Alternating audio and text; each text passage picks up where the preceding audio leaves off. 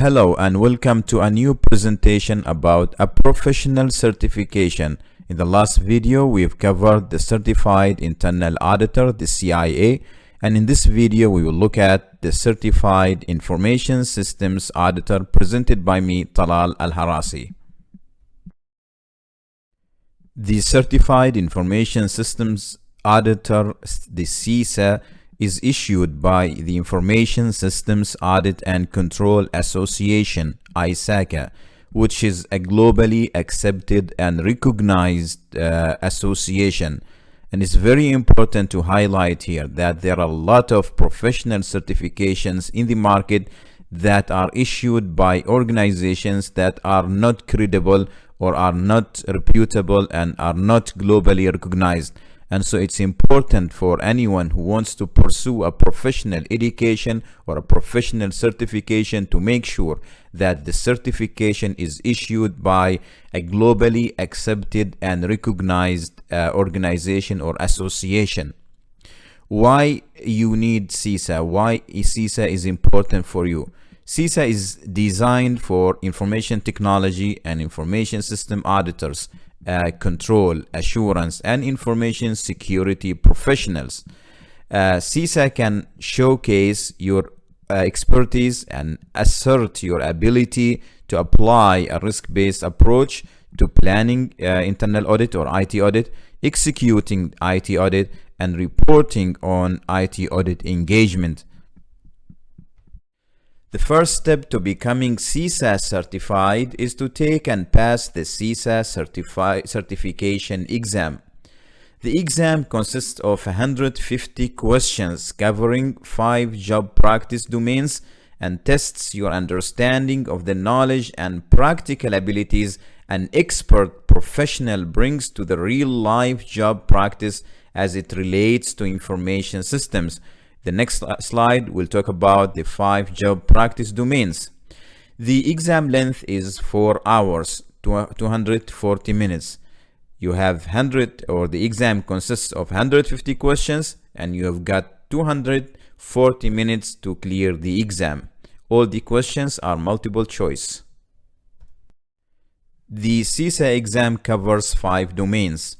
The first one, information systems auditing process, and this domain represents 21% of the total exam questions. This domain covers planning and executing IT audit, including information system audit standards, guidelines, code of ethics, types of audits, audit management, data analytics, reporting, and communication. Domain 2 covers governance and management of information technology. This domain represents 17% of the total exam questions. This domain covers IT governance, strategy, policies. So we're talking here about IT governance in any organization, strategy, policies, organizational structure, enterprise risk management, IT resource management, IT performance management, quality assurance, and laws and regulations. Domain 3, which represents 12% of the total exam questions, is about information system acquisition, development, and implementation. This domain covers information systems acquisition and development and information systems implementation. The fourth domain, which represents 23% of the total exam questions, is about information systems operations and business resilience. And this domain covers information systems operations and business resilience. The domain 5 is protection of information assets, and this domain represents the highest number of percentage of the total exam questions, which is 27%. The domain covers information asset security and control and security event management. Exam windows. When can you sit for the exam? Candidates are able to schedule their exam for any available date, time, location within their 365-day eligibility period, meaning that candidates can register anytime No restrictions. Candidates can schedule a testing appointment as early as 48 hours after payment of exam registration fee. Upon registration, exam candidates have a 12 months eligibility period to take their exam. This means that from the date you register, you have 12 months, 365 days to take the exam. When scheduling an exam, you must select either online remote proctoring or an in-person testing center. So you can still do the exam at home through online remote proctoring, or otherwise you can show up in a testing center and do the exam in person. CISA exams are computer-based. Exam languages. CISA exam is available in English, Chinese simplified, Chinese traditional, French, German, Italian, Japanese, Korean, Spanish, and Turkish. Work experience requirements, meaning what are the required work experience for you to be able to be a CISA candidate. CISA candidates must have a minimum of 5 years of professional experience in information systems auditing, control, or security. There are several work experience substitutions and waivers up to a maximum of 3 years that candidates can satisfy. So the minimum work experience required is 5 years. However, you may get substitutions and waivers, a maximum of 3 years of waivers, if you have a maximum of 1 year of information systems experience or 1 year of non-information systems auditing experience. This will substitute for 1 year of work experience. What if you have more than 1 year of information systems? Let's say you have 10 years of information systems experience, or you have 10 years of non-information systems auditing experience. That doesn't matter if 10 years, 20 years, or 5 years. The maximum that is you're eligible to substitute for is 1 year of information systems experience or 1 year of information systems auditing experience. The second way that you can get this, the waiver for is if you have 60 to 120 completed university semester credit hours. If you get 60 unit hours or credit hours, this will substitute for 1 year of work experience.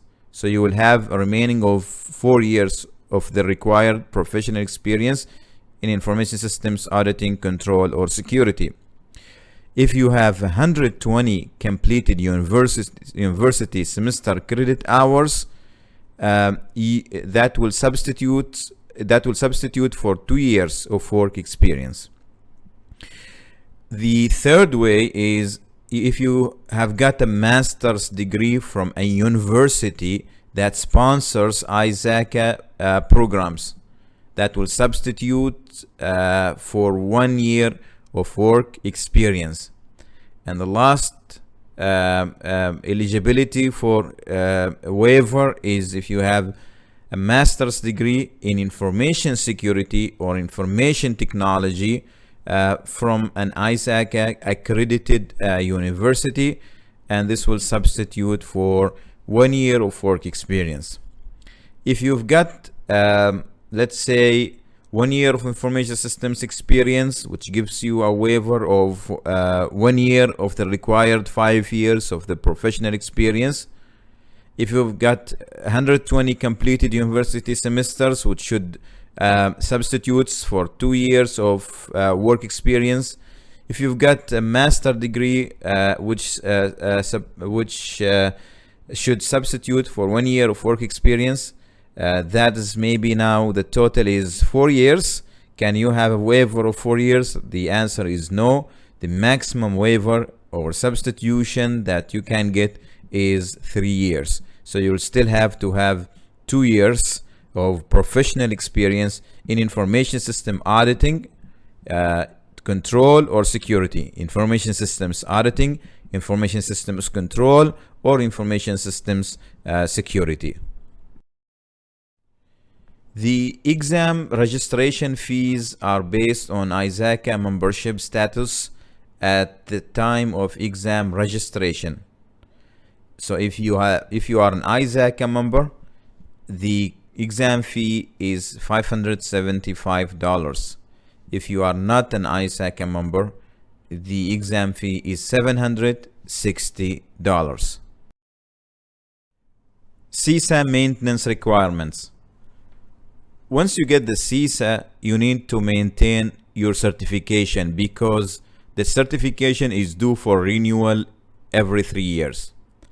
So what is required?